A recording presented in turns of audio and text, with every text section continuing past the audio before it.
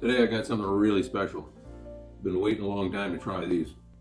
They are called Fangst. Fangst. I think that's how you pronounce it. Fangst. As in, thanks. Appreciate it. I don't know. Anyways, Fangst. Bristling number 1. The Nordic sardine. Bristling. Well, those are the typical little ones that I usually love. Nordic, probably from Norway, but we'll see. Smoked with heather and chamomile. I don't know what heather really tastes like. I know what chamomile is. That's that tea that puts you to sleep. Let's see what's on the ingredients, just to make sure. Oh boy, this is written in Nordic. A bristling is a small fish that traditionally was landed in great numbers along the Scandinavian and Baltic coastlines. Here, it was prepared by hand and preserved in cans to be sold as a Nordic version of sardine. The bristling, from Fangst, is our... Right. Don't let people see you on the camera walking on the eating surfaces. Sure. Where was I? The bristling from Fangst is our contribution to revive and create a new place for this fine fish as the Nordic sardine. Species, Spratus spratus. Water, the Baltic Sea. Ingredients, smoked sprats. Okay, smoked sprats. I'm kind of figuring these will taste like the smoked sprats. Cold pressed rapeseed oil, salt, chamomile, heather. Organic ingredients amount to 28.5% of the content. Okay.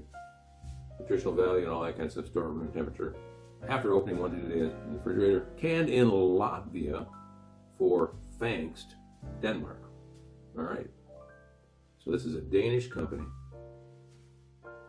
but they purchased it from Latvia. What I really love about this is the decorative appeal of the box, and it's a hinged flip-top box that I can actually open and close.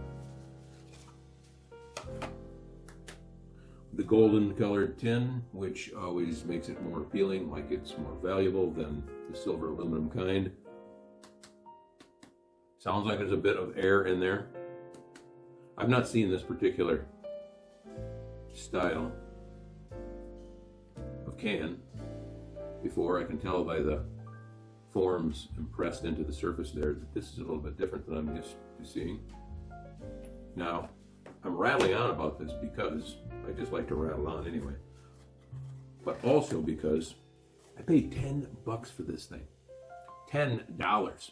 And it was actually on sale at kind of a discount high-end gift shop. They had a little table there stacked up with all different kinds of sardines. Some of them were $35. I'm not to that level yet, but I'll pay $10 to see what this is all about.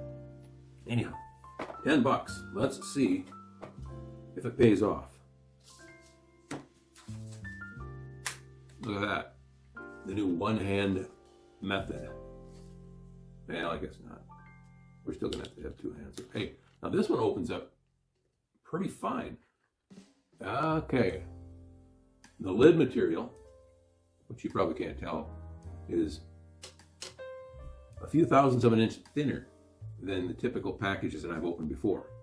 I can tell because I'm a metal worker, but the thinner allows it to open up with much more ease.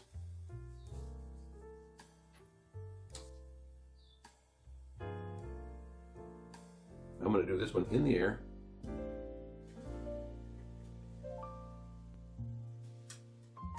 Not recommended, but I am a professional.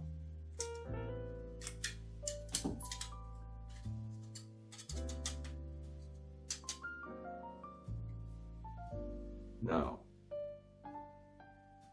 so far, I'm very impressed. Let's get a good look at that.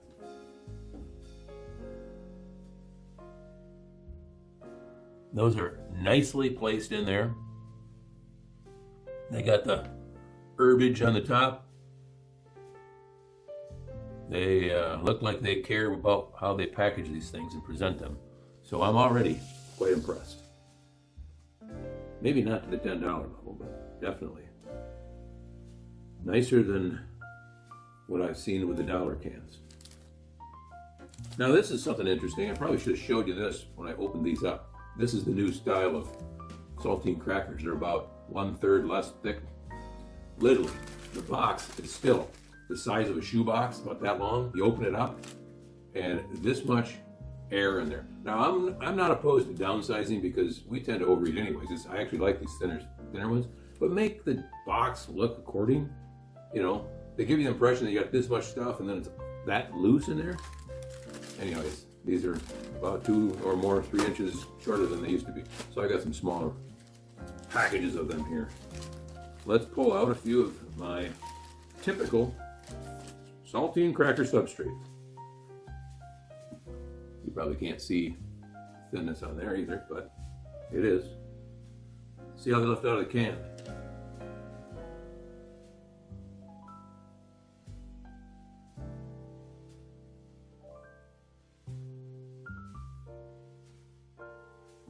You can see they're kind of coated with the herbs and spices. Heather and chamomile. I don't know if that's an herb or a spice or just a weed that they pick and put on food. I think I'm going to have to do a double here. Let's flip that upside down. These are definitely soft bodied. And there we go.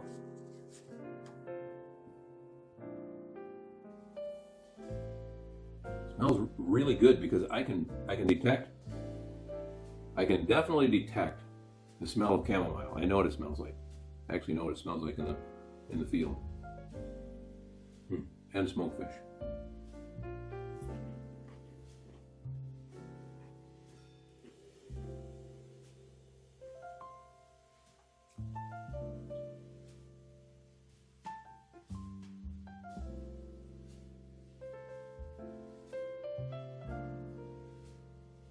Excellent.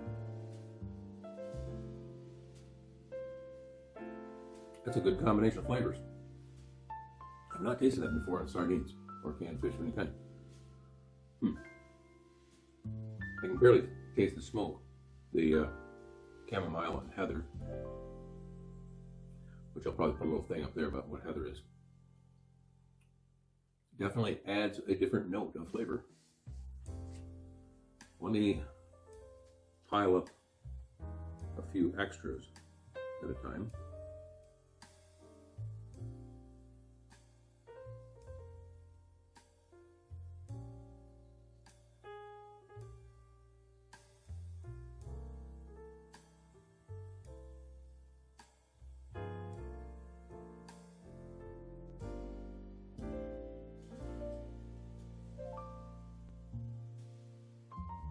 There's definitely a chamomile flower right there. Look at that. A tritune. I'm wondering if the heather gives it some flavor, and the chamomile actually gives it aroma. Because I can also smell the chamomile. All right, here we go.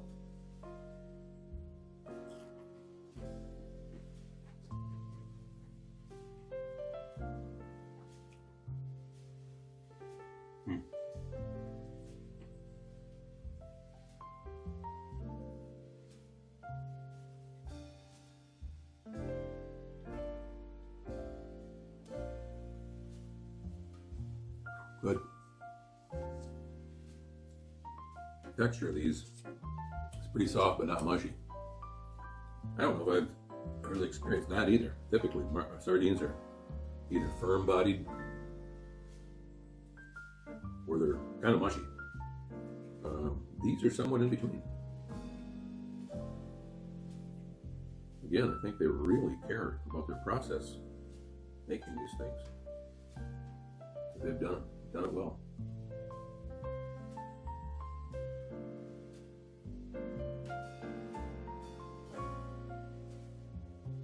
This is going to be a kind of hard one to get in there, but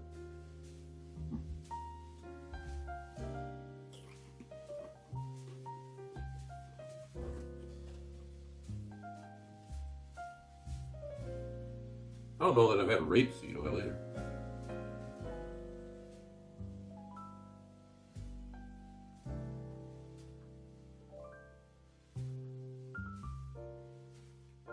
And the salt content seems to be less noticeable.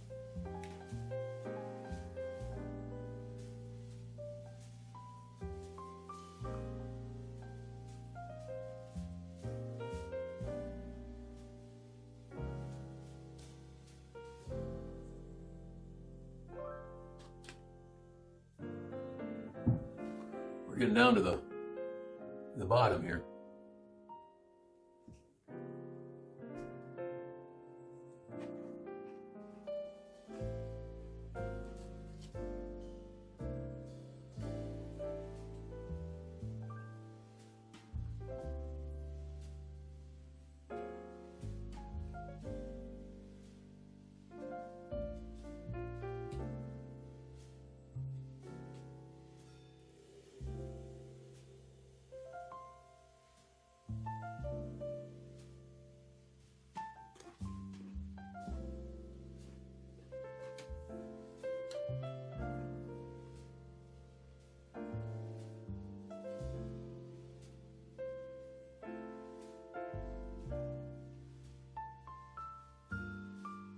One last cracker for dessert.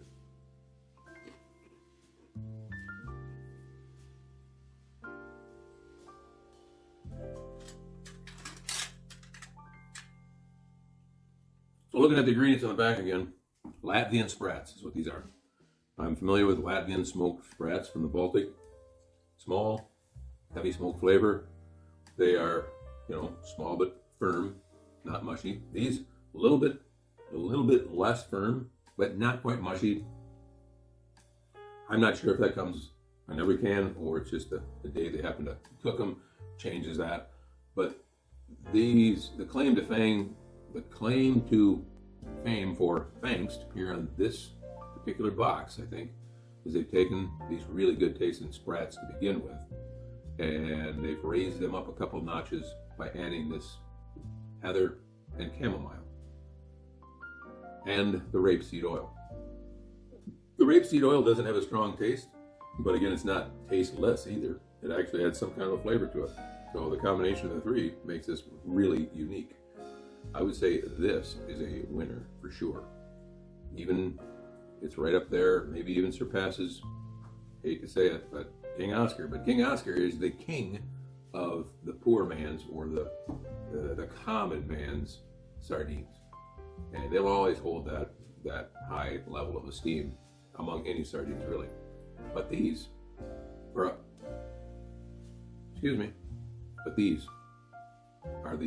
not the high end level, but these are mid.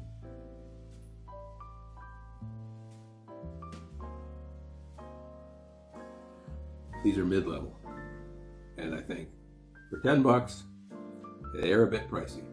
If you could get these things around $5 a can, that's a little bit more reasonable. $10 is a bit high. But overall, I have to say, would you like to get in here? Come on, kid. Come on, Gibby. Come on, Spunk. Well, coming from me and the cat.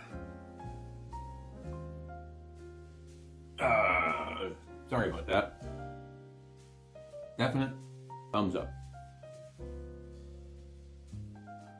Until next time, thanks for watching.